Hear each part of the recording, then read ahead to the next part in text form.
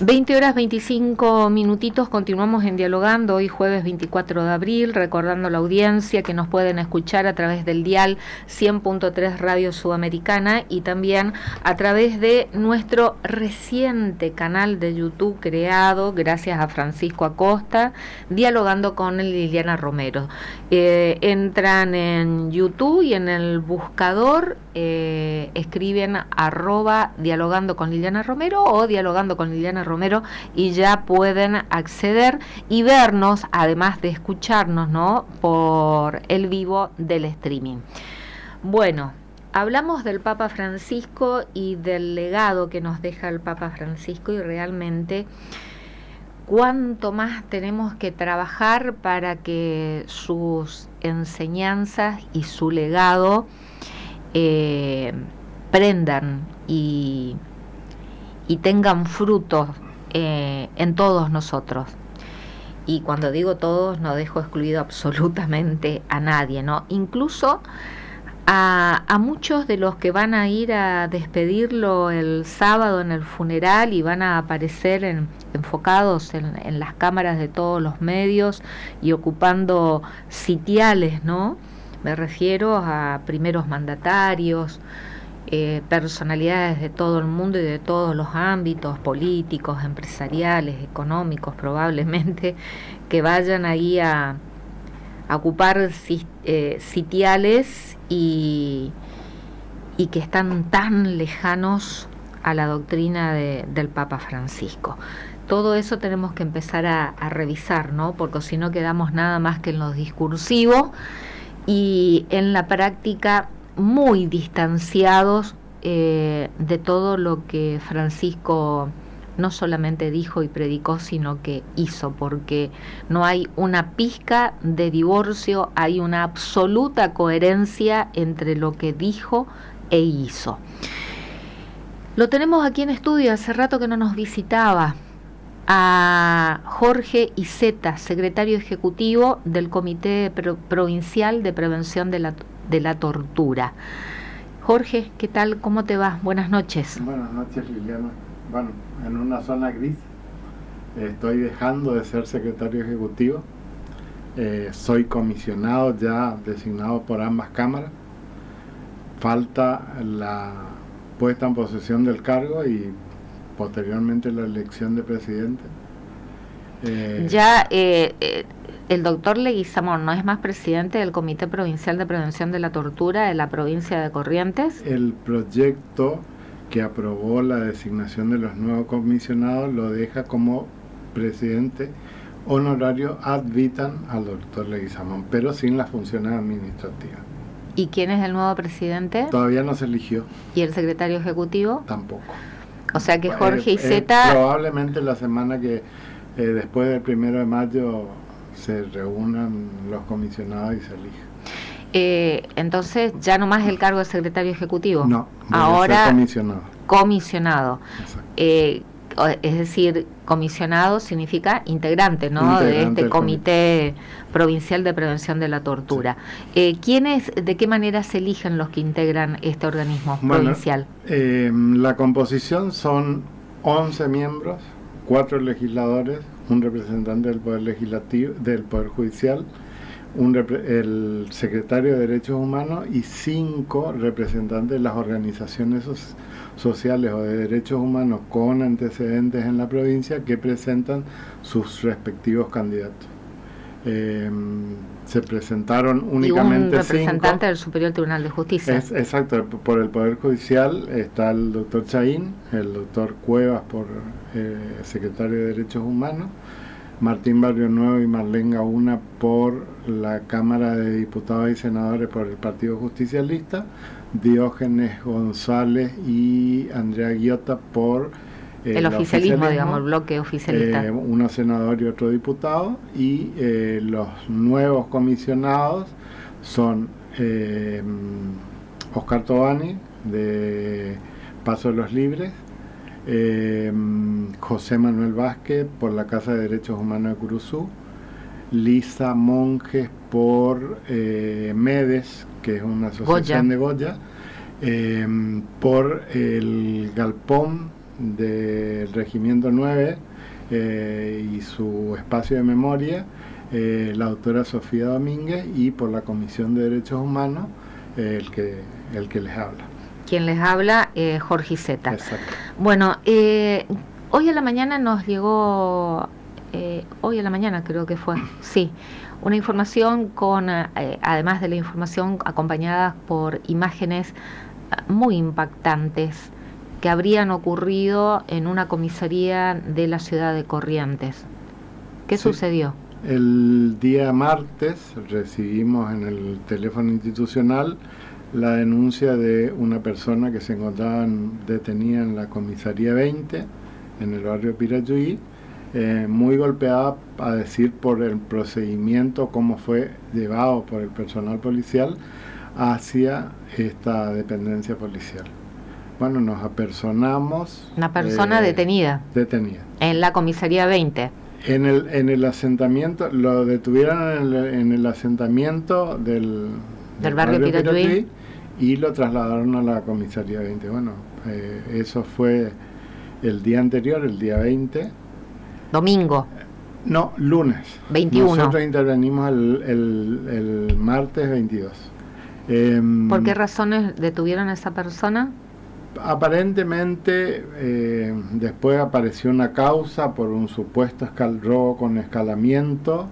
No es lo que relatan los vecinos, que este es un muchacho que tiene algunos problemas de consumo, que está en situación de calle y duerme en casa de dos vecinos en particular cuando aparece, pero que es constantemente hostigado. Esta situación de la situación de calle y la situación de consumo como que fuera criminalizada en realidad. Y cuando buscan algún culpable, generalmente lo buscan a él. Bueno, nos apersonamos a la comisaría, llamamos al médico y contratamos dos personas detenidas, y los dos muy golpeados. Uno había sido detenido el día 19, el sábado 19, y este otro muchacho que había sido detenido el lunes 21.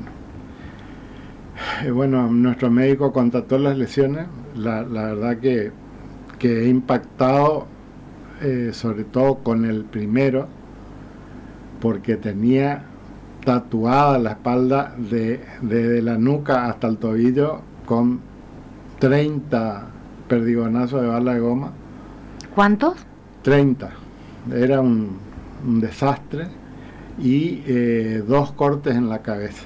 Eso es lo que pudo constatar el médico. Nos relata él que después que lo levantan en la comisaría, en el patrullero, lo llevan a la comisaría 12 porque el hecho había ocurrido en jurisdicción de la comisaría 12. La comisaría 12 tiene la celda clausurada porque es inhabitable para personas privadas de libertad, y lo esposan de pies y manos a la reja del lugar y lo dejan ahí prácticamente semi-desnudo, en boxer. Cuando se dan cuenta seguramente de la gravedad de la golpiza, porque cuando lo suben a la camioneta hay un video en el que se ve cómo lo patean, un personal particular policial que creo que se lo va a poder identificar, lo patea de manera brutal al que ya estaba reducido, en contra de todos los protocolos. Lo llevan, atento a tantas experiencias anteriores que hacen, lo llevan al hospital escuela. Ahí le cosen 7 puntos y 5 puntos creo en la cabeza, y bueno, los golpes internos realmente no sabíamos en qué condiciones estaba. Ahí estamos viendo las imágenes en este momento. Gracias, Francisco Acosta, ayudándonos, ¿no? Este es el chico que detuvieron en jurisdicción del Pirayuí. El que le hicieron el corte en la cabeza. Exactamente. ¿Cómo le hicieron ese corte en la cabeza? Nos relatan los familiares de que este chico había tenido aparentemente un una pelea el día anterior y un vecino le pegó con la gotita. Cuando lo levantan... o sea, había tenido una pelea previamente. La habían lastimado, tuvo un corte en el cuero cabelludo y un vecino le pegó con la gotita. Volvamos a la imagen, si podés, Francisco. Y esa imagen, ¿de cuándo es? Que lo vemos con la cabeza vendada y ensangrentada. Del día que nosotros hicimos la inspección. ¿El martes? El martes. Sí. ¿Y se le volvió a abrir la herida? No es que se le volvió a abrir, se la abrieron a golpe. ¿La policía? La policía.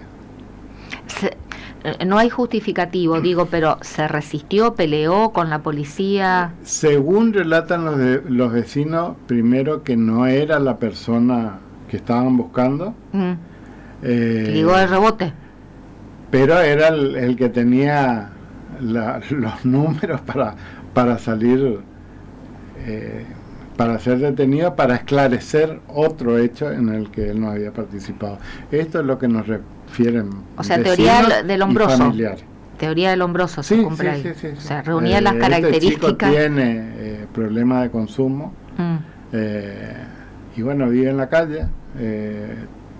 No sé si qué ocupación tiene, pero los no vecinos le dan alojamiento. No vive con la familia.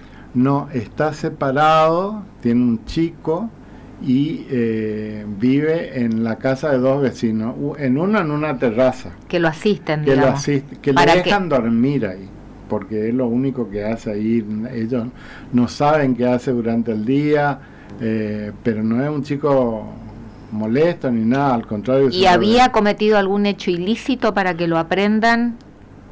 En la comisaría, cuando hacemos la averiguación, aparece una causa de robo por escalamiento, aparentemente una denuncia que está investigando el doctor Pablo Sosa.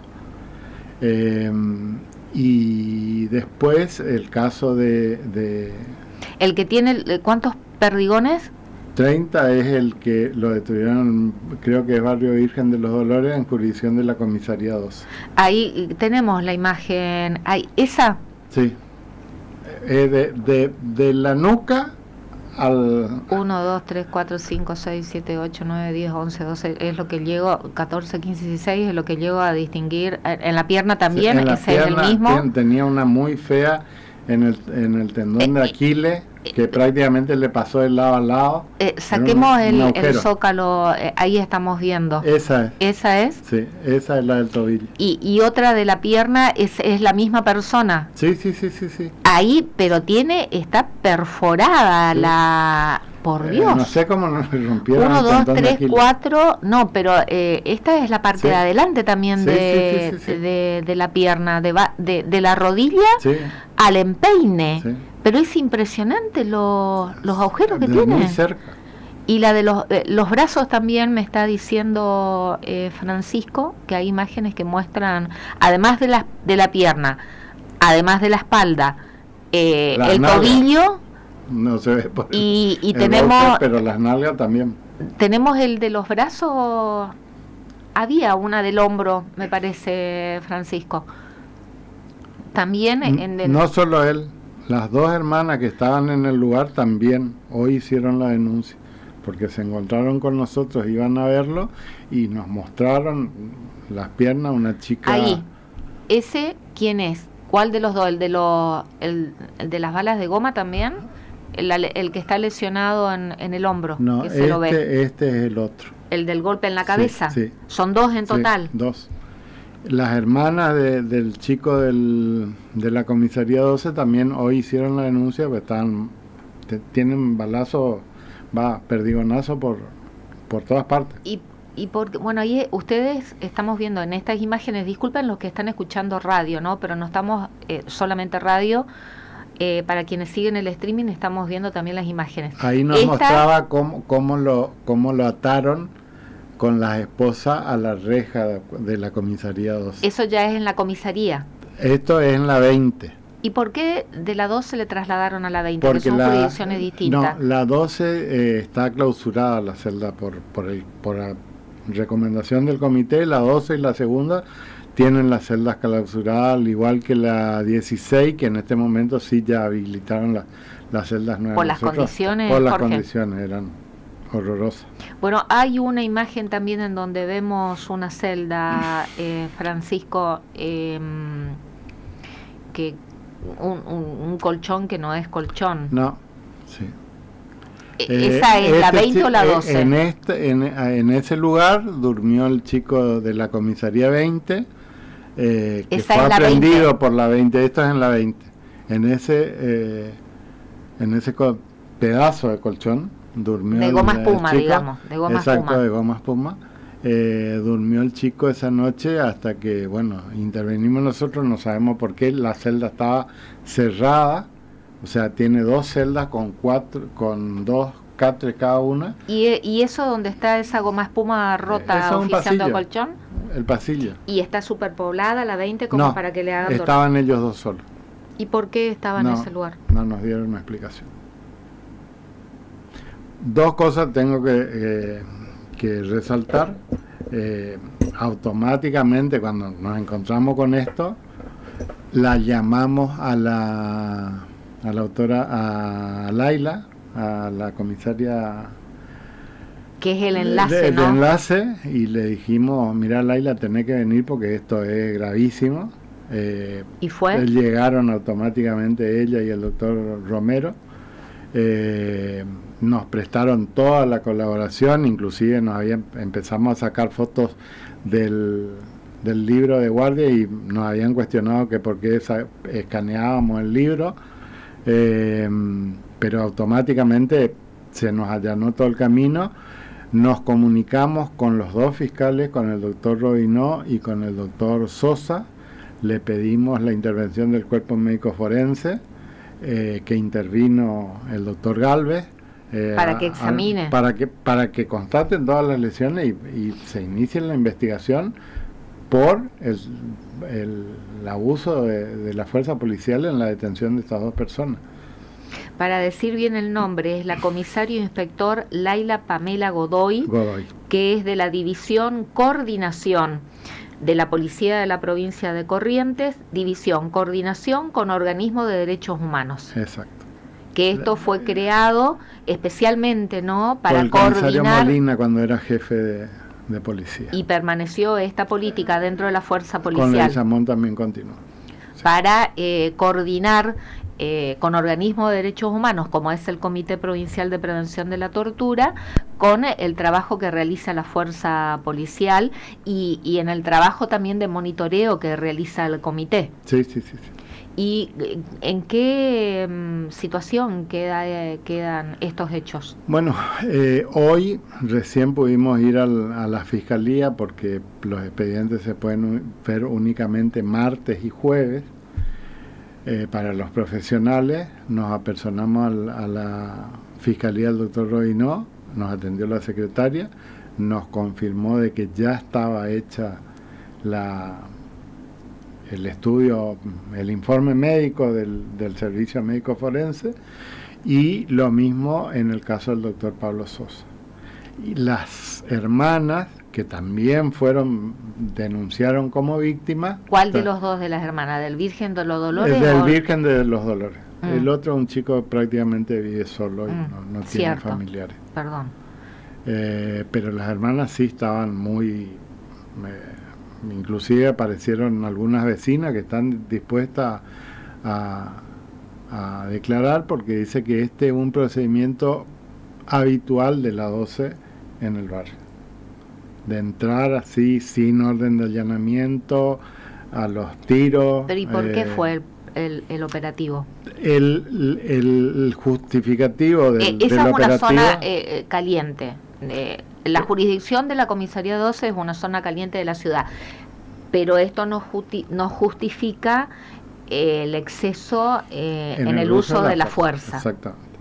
El video, después te lo podemos acercar por WhatsApp, en el que se ve ya reducido en el piso de la camioneta cómo lo sigue pateando, de una brutalidad extrema. O sea, no tiene ningún justificativo porque la persona ya estaba esposada y en el piso de la camioneta uno aparentemente con no recuerdo en este momento el nombre, pero tiene un nombre esa maniobra en la que te ponen la rodilla en el cuello, sí, y que te puede producir la muerte, que es el caso Bartlett, justamente. el de Goya, me estaba acordando de eso. Bueno, estaba así y lo sigue pateando, pero no sé, ni ¿De algún grupo especial dentro de la fuerza? ellos identificaron como el GIR, pero no tenemos certeza porque no podemos identificar nosotros en ese video. Calculo yo que la fiscalía sí va a poder hacerlo. Pedimos el libro de guardia de las tres dependencias, porque en el del asentamiento del Pirayuí también intervino la comisaría 14 por datos que nos facilitaron los vecinos. El de la comisaría 20 es el del corte en la cabeza, el sangrado en la cabeza. Exacto. Y el de Virgen de los Dolores, es decir, la comisaría 20, barrio Pirayuí, es la imagen que veíamos de la persona aprendida que tiene problemas de consumo, de adicciones y que vive en condición de calle, que se le abrió una herida que tenía en la cabeza. Exacto. Y el caso de Virgen de los Dolores es que tiene la espalda hecha un colador de la cantidad de perdigones, de balazos de goma, lo mismo que la pierna. La causa es por resistencia a la autoridad y hacen referencia a que un vecino hizo una denuncia de que este muchacho se estaba paseando con una tumbera por el barrio. ¿En dónde? ¿Cuál es ese? Virgen de los Dolores. Ese es el relato de la primera actuación policial. Una denuncia anónima. ¿Y solamente a esa persona lo aprendieron en ese operativo? Sí, a una persona. A este ¿Cuántos chico. años tienen? Pero son mayores de 18. Sí, mayores. ¿Con antecedentes, el Jorge? de Virgen de los Dolores enseguida me conoció, me dijo: yo lo conozco a usted de las 6, siempre iba, tiene causa pendiente. El otro chico no sé, todavía no indagamos o no nos informaron si tenía más antecedentes. Pero es un problema que está pasando con el tema de consumo. En la Semana Santa pasó este chico de Salta que también lo aprendieron con una contravención, lo llevaron a la segunda, ahí no lo pueden tener, lo llevaron después a la contravencional y también le dieron durísimo. El chico recuperó su libertad, cruzó el puente y volvió a Salta, espantado. Un mochilero con un gato. Supuestamente el motivo era maltrato animal, y el maltrato humano, ¿dónde queda? La verdad que nos preocupa el tema contravencional. En todas las jurisdiccionales está muy... ¿Aumentó? Muchas detenciones y no te puedo dar estadística, pero en la gran mayoría de los casos es gente con consumo problemático. Ahí digamos que... A eso apuntan. Ahí está el problema. No hay prevención. No, pero digo... ahí está el problema, que no es un problema de seguridad, precisamente. No. ¿Aumentó, Jorge? Los casos de detención aumentaron. Pero digo, en donde las personas aprendidas, detenidas, todas coinciden que consumen. Consumo y situación de calle. O sea, criminalizar la pobreza y el consumo, que tampoco es una cuestión de seguridad, es una cuestión de salud pública. ¿Han planteado ustedes a las autoridades esta situación? Tuvimos una conversación y estamos trabajando nuevamente en el tema contravencional. Estamos pidiendo los informes porque esto pasó a consecuencia de la detención de este chico, el mochilero de Salta. Detuvieron a otra persona que es primo o hermano, no tengo bien presente, de Kevin Candia. Muerto. Que tiene, exacto, muerto en el que penal cumplía una número 1. condena severísima De de 6 años un por celular. hurtar sin mediar fuerza de un celular que encima la vecina recuperó el celular, quiso retirar, no le permitieron, bueno, ahí toda una cuestión judicial y que termina muerto en estos hechos de violencia que se produjeron en la unidad penal número 1 cuando estaba aquí bajo el puente, enfrente, mejor dicho, a la bajada del puente, que hasta ahora no se determinó cuántos balazos le encontraron a Kevin Candia, como 20, ¿no? No tanto, pero o sea, tenía la bala que lo mata, es una de bala fuego, de plomo. Exacto. Y tenía perdigones de goma, muchos. Que Kevin Candia también tenía retraso madurativo, ¿no? Algo tenía de retraso madurativo. Y este chico también tiene problemas. Este chico inclusive tiene un certificado de discapacidad. Y sistemáticamente, no sé, una vez al mes, lo levantan y lo llevan. Ese día intervenimos a través de Laila justamente, pues lo habían detenido a las 4 de la mañana y las 24 horas se cumplían a las 24 horas del día siguiente. Estaba alojado en la contravencional y pretendían de que vaya caminando como fuera al río Paraná. Y la madre estaba esperando ahí de las 11 de la noche. Hablamos con Laila y bueno... La comisario inspector Godoy. Exactamente. Lo liberaron antes y la mamá lo pudo llevar en moto a su casa. Pero es sistemático. Bueno, a consecuencia de esta... No golpees la mesa porque sale todo al aire y le molesta al oyente. Estando esta señora esperando a su hijo, nos relata que habían entrado aproximadamente 15 personas de distintas jurisdicciones por contravenciones y escucha que a través de la radio le dicen no traiga más porque no da más.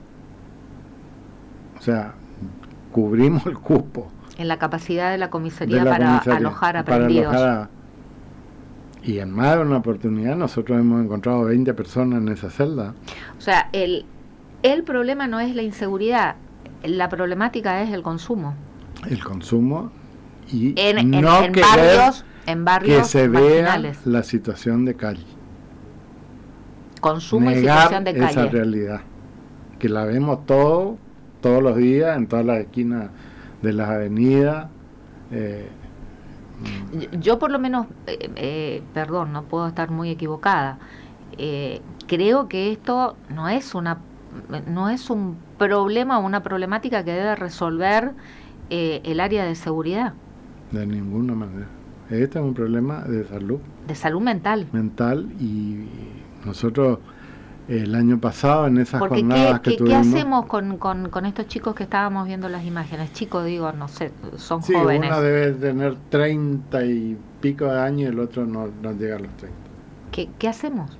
Digo, ¿sí? ¿Le vamos a seguir llenando la pierna y la espalda de goma? ¿De balazo de goma? Tenemos un caso en Goya en el que estamos muy preocupados, también por una contravención. Intervino la comisionada Janke. Los encontraron en la comisaría secta de Goya, 2 alojados con problemas muy graves de consumo. Además tienen la cabeza quemada. Y se les recomendó a los padres que inicien la restricción de la capacidad para poder disponer ellos la intervención con la ley de salud mental. Internarlo.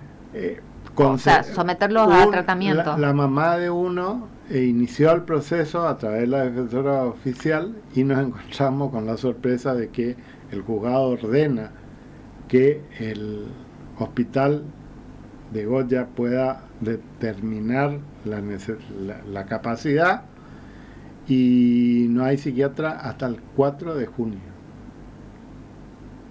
¿Qué hacemos? ¿Esperamos a que pase otra vez lo de Bartlett? ¿Lo traemos a corriente a que lo atiendan y se determine la condición de este chico? ¿Lo devolvemos con la mamá y que se haga cargo del problema y miramos para otro lado? Claro, hay que recordar que la actual ley de salud mental que tenemos,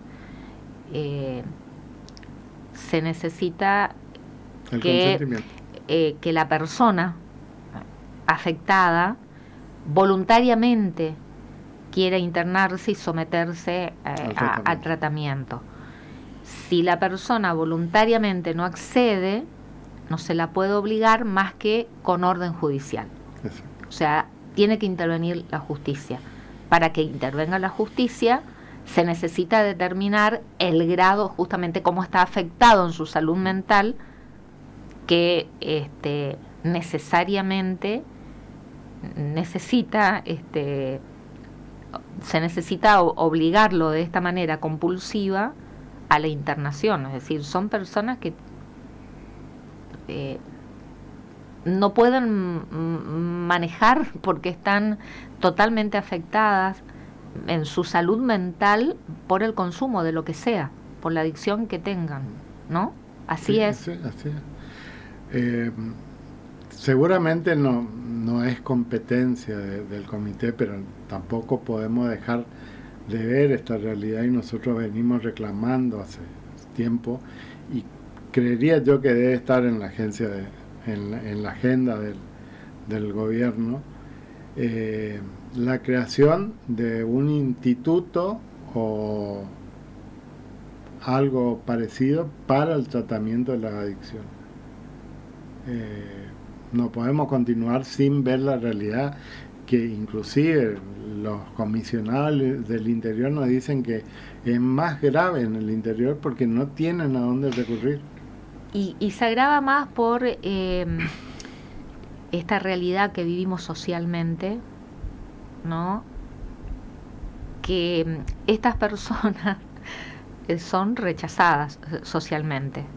Entonces, la misma comunidad local, el vecindario, los vecinos, que llaman a la policía algunas veces y que piden la intervención policial, porque estas personas, aunque no estén haciendo nada, molestan. Inclusive la familia, Liliana.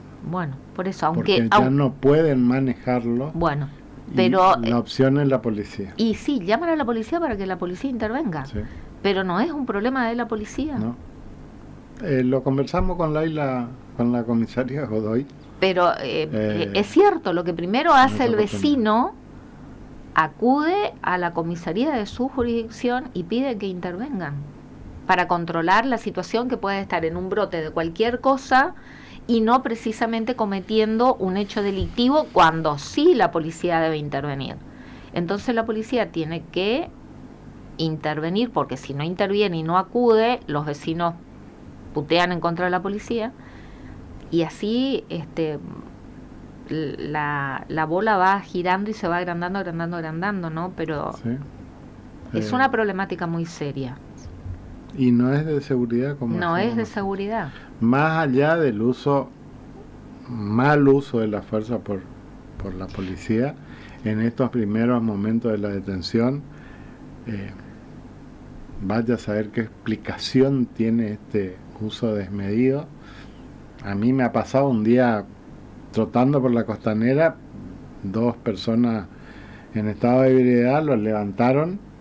Yo no tenía celular, no tenía cómo acreditar mi condición de secretario, nada, pero no pude aguantar el calor sin saco, me crucé, me planté, pude lograr hablar con el comisario y pararon, pero ya estaban totalmente golpeados. 2 personas ebrias que no podían mantenerse paradas, y era brutal la golpiza que estaban recibiendo. En conclusión, los pusieron en un colectivo, eran del Chaco, los mandaron al Chaco y terminó el problema. Pero insisto y subrayo esto, que para mí no es un dato menor. Hay una exigencia de la sociedad, no generalizo, pero cuando ven personas en estas condiciones, sí, ebrias, y que lo mejor no están ocasionando ningún tipo de disturbio, pero hay una exigencia de la sociedad de acudir a la policía y que la policía proceda para que intervenga con estas personas. Pasa. Me consta porque en los grupos de vecinos que integro constante, digo, qué paciencia que tiene por un lado también la policía, porque cualquier hecho de cualquier tipo, y si la policía no va, le putean a la policía. Sí. Por eso digo, estamos en un momento muy... El caso de este chico de la 19 que falleció aparentemente por todo lo que tenía encima, y que los padres habían llamado para que lo lleven y lo acompañaron y estuvieron, y se murió en la celda de pasado de droga. Es el caso que te digo, que hasta la familia por ahí no ya sabe qué hacer. No saben qué hacer. No justifico el accionar policial y los excesos. No, obviamente. Pero porque ellos están preparados o entrenados para manejar el uso de la fuerza en ahí condiciones. Está. El interrogante es, ¿están preparados para intervenir, para controlar este tipo de situaciones en donde no estamos hablando de un hecho delictivo? Yo creo que no tienen la preparación, porque lo hemos conversado con Laila y con la división de enlace, de que no hay una capacitación para este tipo de situaciones, inclusive un protocolo específico de qué debería Estaban ser. Trabajando. Se está trabajando, pero todavía no salió el protocolo. Es complicado. Porque el modo de redactar y cómo articular entre el servicio de salud, policía, nosotros venimos luchando hace mucho tiempo, porque nos damos cuenta por ahí de que esta división ministerial, como que cada una es una isla y cada cual atiende su juego. Nosotros estamos peleando, por ejemplo, y ya tenemos un avance con el Ministerio de Salud y el Ministerio de Seguridad. Conseguimos que un equipo del Ministerio de Salud atienda a las mujeres del Instituto Pelletier todos los lunes y todos los martes. Una ginecóloga y una clínica. Son 43 personas, pero que no tenían la atención adecuada, y que esto, con los mismos recursos del Estado, se está solucionando. Y bueno, pero es coordinar entre ambos ministerios, que tienen por una parte las personas privadas de libertad y estos que tienen el sistema de salud. ¿Qué tiene que ver con la salud? Con la salud.